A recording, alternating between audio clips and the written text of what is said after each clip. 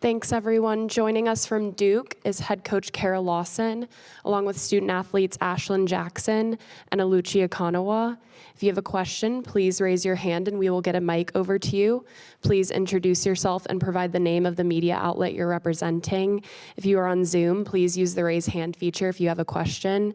A reminder that no video recording is permitted. We can get you a recording afterwards if that interests you.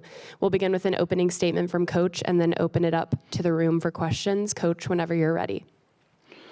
It's a hard-fought battle. It's what we expected.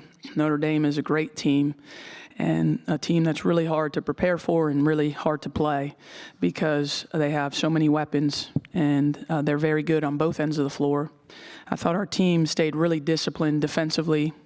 I thought we executed what we were trying to do, keep them out of transition as much as we could and limit their opportunities on the glass. They beat us pretty big on the glass in the first meeting, and so we were able to kind of turn that into a double-digit plus for us.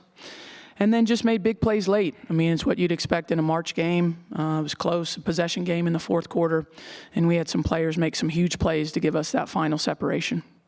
Thank you, Coach. We'll go ahead and take questions from the room. We'll start in the front row, please. Coach Skip Foreman with the News and Record of Greensboro.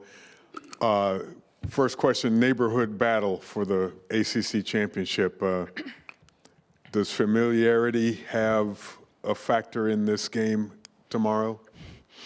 Well, I think the way the new ACC schedule is set up, we play everybody once, and except for North Carolina, we played twice.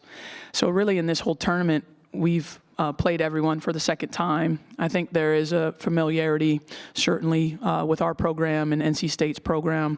What a wonderful team they have, a team that made the Final Four a season ago and has a lot of experience. So I anticipate it be a really competitive game, and we're excited to be in the final and play for an ACC championship. You played, this will be your third game tomorrow, but the second one was especially intense. Do you consider physical and mental, maybe fatigue, playing into this, or does it matter in March? Yeah, I think what we try to do is make sure we place a priority on their recovery, try to get them back to the hotel and get food and get off their feet and get treatment, and understand that tomorrow is going to be as intense as this was, if not more intense, because of what we're both playing for. So, yeah, I think you understand that as a coach, that 3-3 is hard, but they're being asked to do the same thing, the opponent. So it's even. I think we both have had 2 hard games here and are going to have to put together a third one to get it. We'll go here on our right in the second row, please. My name is Ariel Cox from ESPN. My first question is, what does this moment mean to you?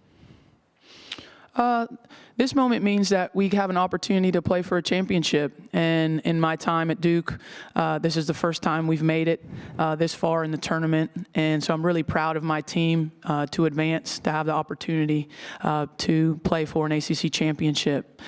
So it means that we've won 2 games and we got a chance to win a third tomorrow. So it's very exciting, but also we haven't really done anything yet, but just get to the final. And so both teams I know are really focused on winning the final. And so that's what we've got to do. And my last question is, can you describe the energy of your team? Oh, there's so many adjectives that flood into my mind, and they change daily. They are just like off the wall sometimes. They're very loud. They're very sweet and nice. Sometimes they're annoying. They just have it all, and we have so many different characters. They all have great senses of humor.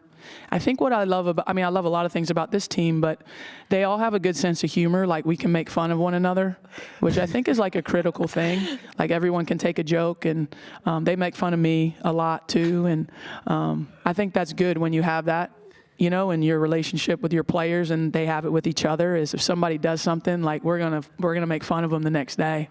I had a good one this morning, right? I guess. That was a good one. That wasn't you. That was. You know what I'm talking about? Yeah. What's joke?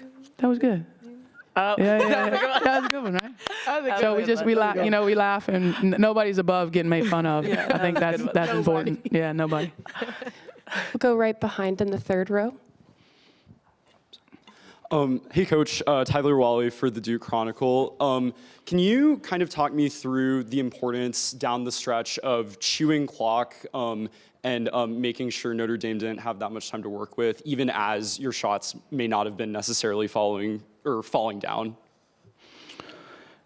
Yeah, I think it just, obviously time and score is very important late in the game. And, if you have the lead, and certainly you have more than a one possession lead, there's opportunities to kind of shorten the game. And so we did that there with a couple possessions. We also got a big offensive rebound to be able to take even more time off the clock. So that was something that, I wouldn't say we talked about beforehand, but in the second half, the offense is in front of the coach. So I can just communicate that like live, like in stream to them what I want. And that's what we did. We're going to stay on our right here, 2 rows back. Thank you. Tyler Horka, Blue and Gold Illustrated. One for Coach, and it's kind of the same question for the players if they could answer it too. You mentioned game planning for Notre Dame and how difficult that is because of all the options that they have. What was different about this one? Why did it work this time and maybe not in South Bend? And then for the players, what maybe felt different about defending them this time as opposed to in South Bend as well? I think the biggest difference from the first game to the second game was the transition and certainly the runs. That run at the start of the third quarter up there kind of created too much separation, and we had too much of a hill to climb against them. I thought outside of that run, when I went back and looked at the tape on the first game, we played them pretty even. And so we talked about managing, when they get a couple buckets together, not letting them go on an outsized run.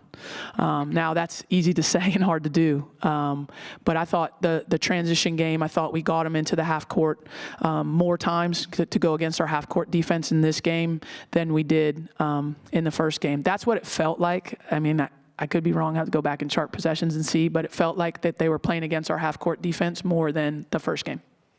And players, again, the question was what felt different about defending Notre Dame today. Ashlyn, can you take that? And then we'll go to Alucci after you.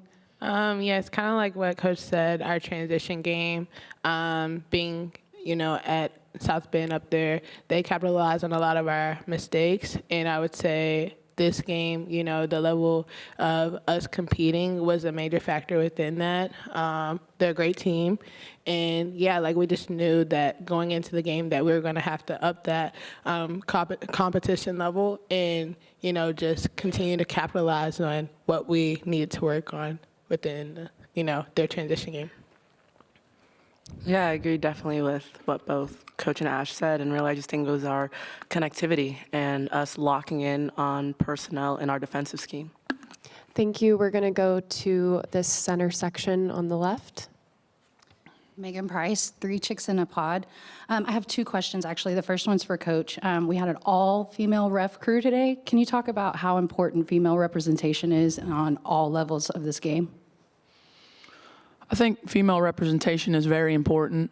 In our sport, we continue to have a lot of great women in every area, whether that's coaching, whether that's obviously the young woman here playing, administrators, officials, all of that, people at the league office or at the conference office.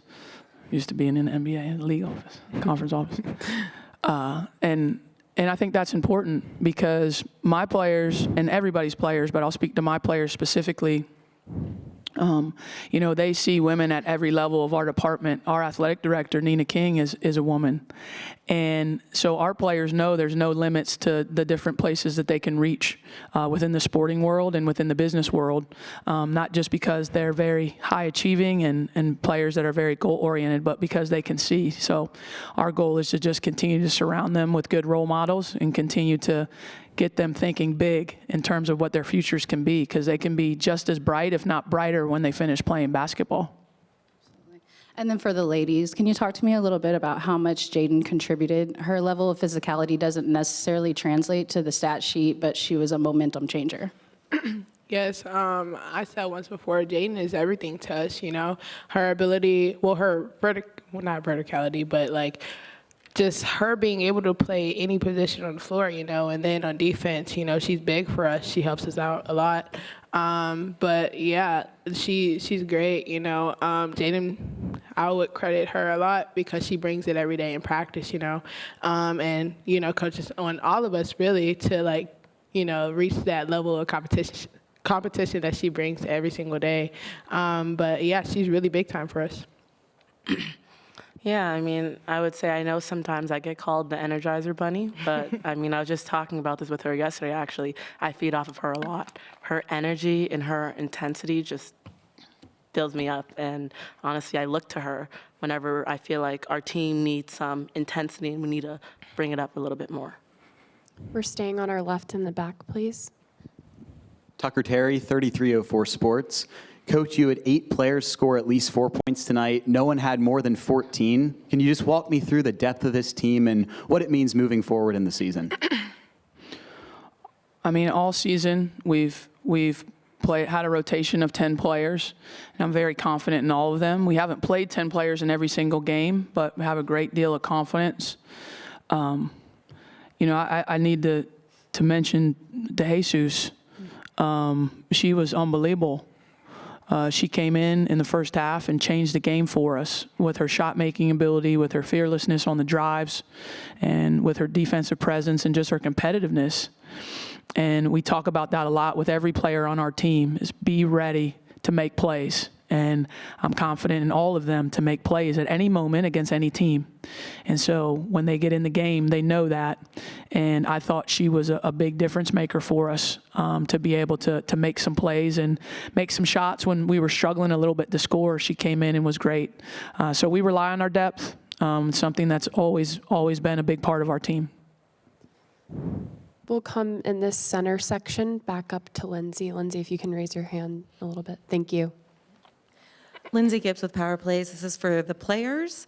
As Coach mentioned, this team hasn't played for a championship of this level together before, but in that fourth quarter, you were so poised and got all the, every big rebound your team found, the shots. You just seemed so cool as Coach was telling everyone to settle down, but it seemed like you already were so calm. Where does that calmness and confidence come from in this moment?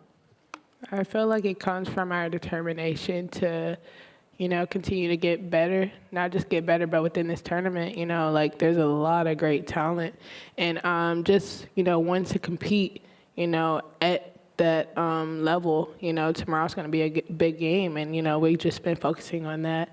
But we knew like going into the game that it was going to be a level that like we had to lock in on, and I would say that was really it. Like, we just had to focus on our determination to get to where we wanted to go. Let's go on our left. Lauren with the 9450. Coach, this is for you. You mentioned managing runs with Notre Dame was the focal point for today. Because you have some familiarity with NC State, playing them twice like you mentioned earlier, what are the keys to secure the victory tomorrow, in your opinion, and what are the focal points? Well, I think there's many keys for us. They're obviously a very explosive team offensively. They have some of the best guards in the country. And so it's a real challenge to try and defend them because they have so many different players that can make plays. They have great athleticism. Defensively, they can make plays with their length. They have terrific size. They have a number of players at the 5 position, but all of their players at the 5 position have great size. So it's going to be a very tall task for us. We'll get back and watch the film and get ourselves prepared. But we're looking forward to the matchup. We have a lot of respect for NC State, and we had a tough loss over there, but it was a great game. And I hope both of us are able to put on a great game tomorrow for the ACC championship. Thank you. Do we have any other questions in the room for Duke? Okay, thank you, everyone. Thank you. There are about 15 minutes left on Duke's open locker room. Is anyone planning to head back that way? Okay.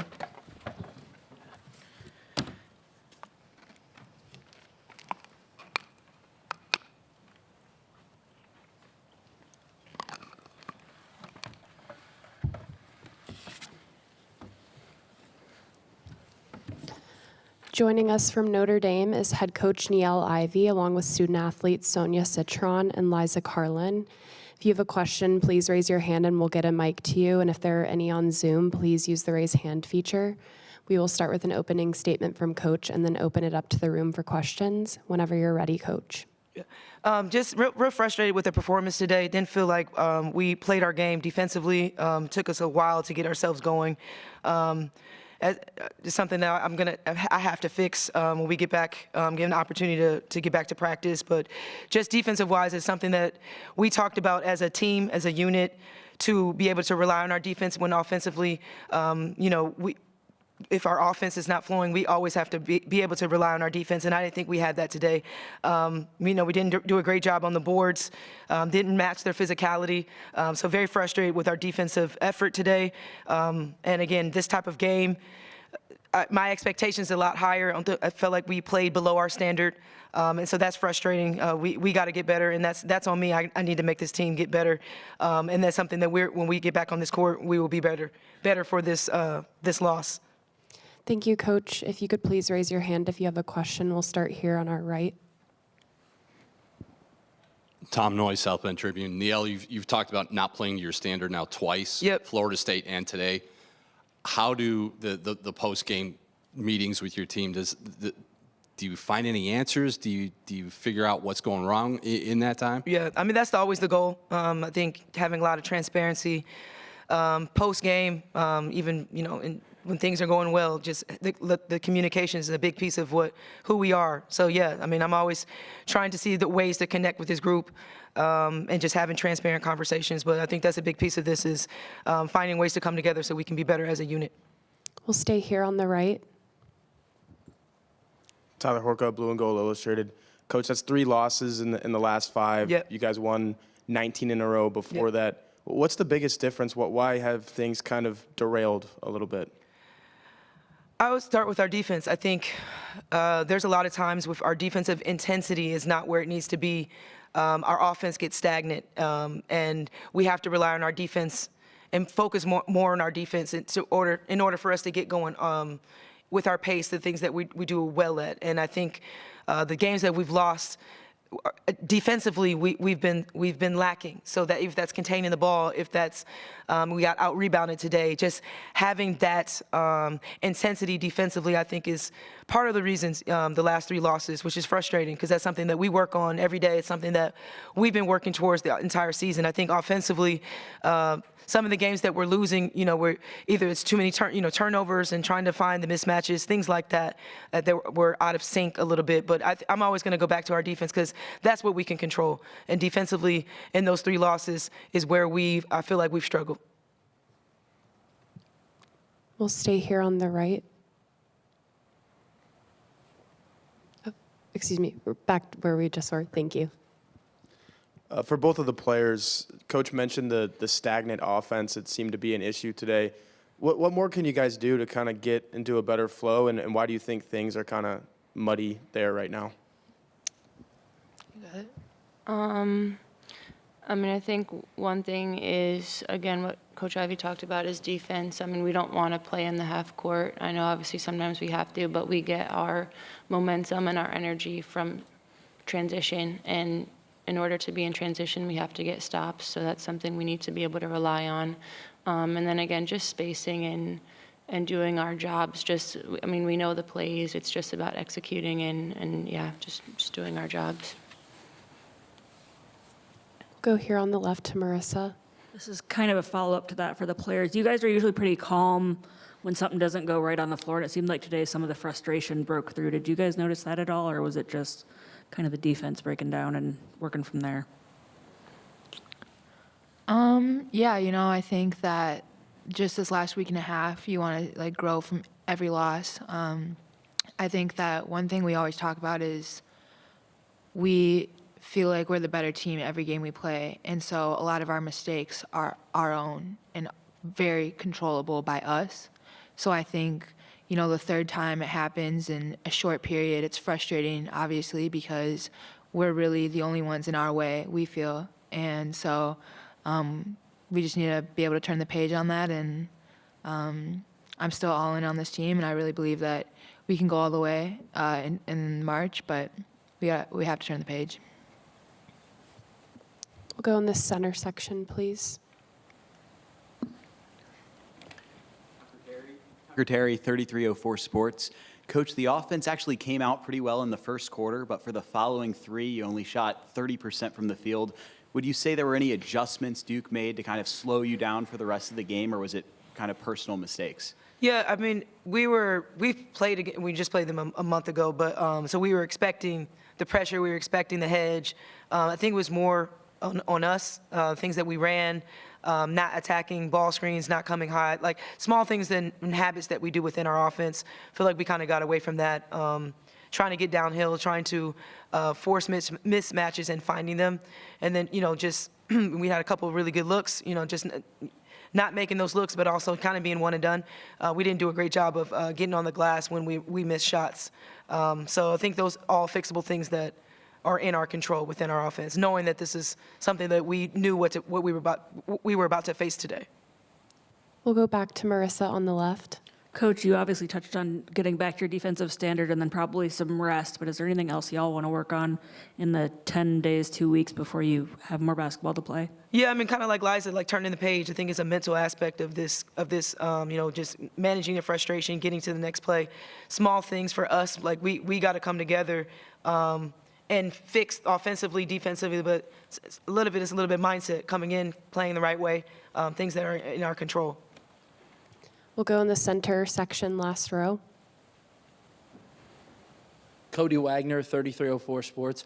Coach, did you feel like on the defense there was technical adjustments to be made, or is it more just an effort and intensity thing, as you mentioned? Yeah, I think we were getting stops. We gave up offensive rebounds, so that was in the zone or man. Tried to mix it up a little bit, stuck with the zone a little bit, thought it was good. And unfortunately, when the stops that happened, we gave up really crucial offensive rebounds at really crucial moments, and I think that's what really hurt. Do we have any other questions in the room before I go to our last on Zoom? Go here on the right again. For the players, how do you work through the frustration and get that focus back, knowing that the next time something like this happens, your careers are basically over? I think it's exactly that. The good thing about this is that we have one more chance to play. We have a lot of time to work on our game, get better, but knowing that that's it. Like this next time is it. So if we don't give everything we have, give 100% of ourselves, then I don't know what we're doing here. Like it's going to be our last chance. So turn the page, get better, and we know we got one more shot at it. So that's going to be what's motivating us. Any others in the room? Okay, and we'll take our last question on Zoom from Eric Hansen. Eric, whenever you're ready. Thank you. This question is for Coach. Coach, Maddie Westfeld had the unfortunate circumstance of getting hit in the face again, and yet when she did come back in, it just felt like she wasn't in a rhythm. How can you get her game right? And then with Olivia, what was the timing in terms of bringing her back with that bad ankle? I think with Maddie, unfortunately, she keeps getting hit in her face, just trying to find ways to get her to the block so she can find mismatches, or she had a couple wide open threes. I think always trying to find ways to get her going. It's been something that we've been trying to do. And then Liv, I think she tweaked her ankle, but I wasn't aware if there was anything that was serious. She said she was fine when I pulled her out the game, and towards the end of the game, just having her manage the offense, we were trying to go on a run at the end. Do we have any other questions for Notre Dame? Okay, thank you, everyone. And is anyone taking advantage of Notre Dame's open locker room? Thank you.